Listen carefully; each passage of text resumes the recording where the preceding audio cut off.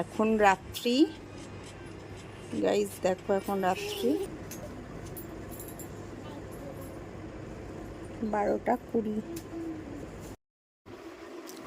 ওর কি এনেছে দেখো কি আছে প্যাকেটে। এই এত রাত্রে আইসক্রিম খাবে? হ্যাঁ, ভাত খাও। সরো।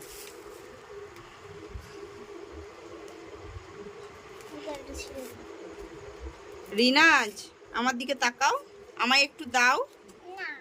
কেন? আমায় একটু দাও, মা হই।